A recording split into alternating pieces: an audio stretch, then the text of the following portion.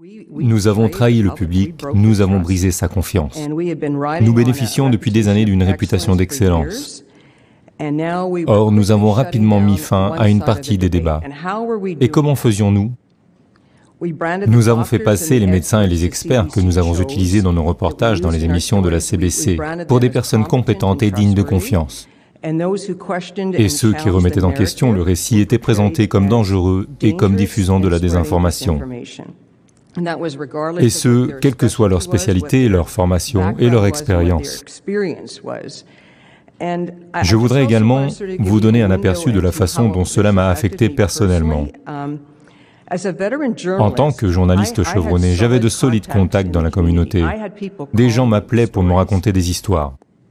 Je voyais, j'entendais et j'absorbais toutes leurs histoires de souffrance et de douleur qu'ils partageaient avec moi. Et ces histoires n'étaient pas diffusées. Certains d'entre eux ont été blessés par le vaccin. Certains étaient des personnes qui avaient perdu leur emploi en raison de leur statut vaccinal. Ceux dont les familles ont été brisées et qui ont été mis au banc de la société. Des étudiants d'université étaient déprimés par les fermetures répétées et les mandats. Et des parents qui m'appelaient en se demandant s'ils devaient vacciner leur enfant ou non. Toutes ces histoires sont entrées en moi, elles sont demeurées en moi. Et j'ai ressenti le fardeau écrasant et le poids de leur vérité qui n'a pas été exprimé.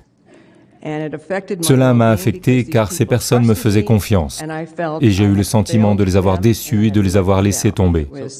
C'était comme si je n'avais pas réussi en tant que journaliste à donner une voix à leur vérité. J'ai donc assisté en très peu de temps à l'effondrement du journalisme, de la collecte d'informations du journalisme d'investigation. Et ce que je voyais, c'est que nous étions en fait en train de faire de la propagande.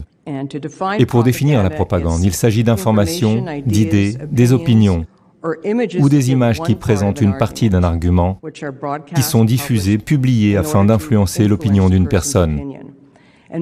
Et les professionnels de la santé mentale ont leur propre définition de la propagande, à savoir une persuasion manipulatrice au service d'un agenda.